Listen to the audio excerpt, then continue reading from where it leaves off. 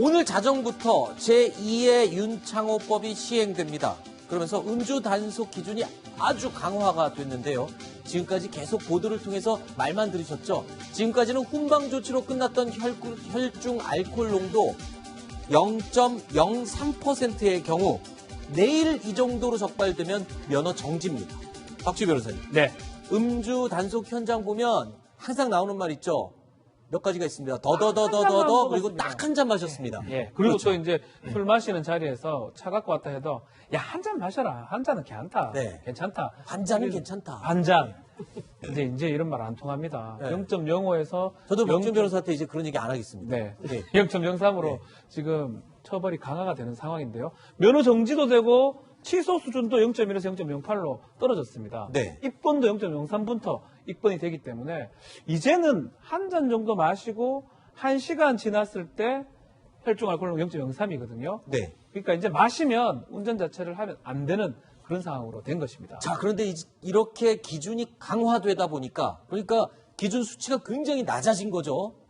그러다 보니까요, 전날 술을 좀 많이 마셨을 경우에는 다음날 아침에 자고 일어나도 아침에 오전에 12시 전에 운전을 해도 면허 정지 수치에 걸릴 수도 있다면서요? 이 정도 수준이면. 지금 이제 제일 문제가 되는 게 뭐냐면 그날 당시 술 먹은 저녁뿐만 아니라 네. 그 아침 단속 거기에 걸리느냐. 최근에 배우 안재욱 씨가 네. 사실은 이제 저녁에 술 먹고 한숨 자고 난 다음에 아침에 운전해 오다가 결국 음주 단속에 걸렸거든요. 삼성 박한희 선수도 그랬잖아요. 그렇습니다. 이게 이제 사실은 제일 중요한 게 아침인데 왜냐하면 사람들이 집에 가서 이제 뭐 술을 많이 먹고 집에 대리운전해서 가서 네. 이제 아침에 일어나면 그렇죠. 아우 괜찮지 술 먹어 잤으니까 괜찮겠다라고 해서 이제 그 운전을 하거든요. 문제는 보통 우리가 위드마크라는 게 있어요. 네. 그러니까 보통 체중 한 60kg 되는 남성이 소주 2병을 마시고 7시간을 자고 난 다음에 혈중 알코올 농도를 재면 0.041%가 나옵니다. 네. 그러면 이거 걸리는 거거든요. 0.04면은 이거 지금 면허 정지잖아요. 그러니까 12시에 술자리가 끝나서 네. 대리운전에 집에 와서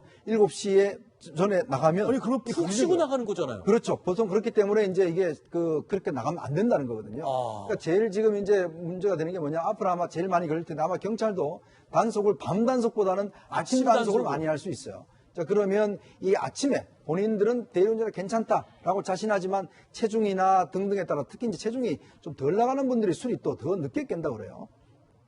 금요일 밤에 그렇죠. 술 드시고 토요일 새벽에 골프 치러 운전하시는 분들. 그게 제일 와, 이게 또 톨게이트 요금소에서 안재욱 씨도 적발이 됐거든요. 이거는 뭐 적발이 걱정돼서가 아니라 일단 음주가 우리가 아침에 자고 일어나면 괜찮을 거라고 생각을 하지만 수치상으로 보면 술 면허 정지 수준이라는 소리잖아요.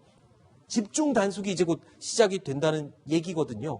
그러니까 깜빡 어제 한잔 했는데 새벽에 그냥 운전해서 금요일 날 술 마시고 토요일 날 오전에 골프 치러 가시는 분들 조심하셔야 될 것 같습니다. 자, 그동안 한 잔쯤이야 하는 생각이 만연했었죠. 경찰관의 얘기 직접 들어보시죠. 대리운전을 불렀는데 그 대리운전 기사가 오지 않고 또 늦게 온다든 그런 취지에서 급한 마음에 운전을 해서 한 잔만 먹어도 단속된다는 경각심을 가지고 절대로 술을 먹고 운전대를 잡지 않도록 국민들에게 당부드리겠습니다. 아니 근데 이 바뀐 윤창호법에 의하면 음주 단속에 적발돼서 최고 무기징역까지 될 수 있다고요? 그렇게 강화된 거예요? 아니, 음주 단속에 적발돼도 무기징역 되는 건 아니고요. 그러니까 음주운전으로. 예. 음주운전 자체 했다고 무기징역 되는 건 아니고, 네. 음주운전에서 사람을 사망하게 했을 경우에 이제 최대 법정형이 무기징역까지 갈 수 있다. 이거를 말씀드리는 거고, 네. 그거고 지금 화면 보시는 건 뭐냐면 재범률이에요. 마약보다 음주운전 재범률이 높다라는 거죠. 그러니까 저희가 이제 사건 하다 보면 음주 사건이 오잖아요. 그러면 사건 기록 맨 뒤에 보면 그 전과 조회가 한 게 있어요. 네. 항상 그 수사 기록 맨 뒤에. 거기 보면요. 음주운전들 습관입니다. 네. 대부분 전과 몇 번씩 있어요. 그리고 중간 가다 보면요. 음주운전하고 무면허 운전이 경합이 돼요. 경합법. 왜냐면 음주운전으로 면허 취소되거든요. 근데 그냥 하다가 근데 또 이제 술 먹고 하는 거예요. 그럼 걸리면 음주 앤 무면허입니다.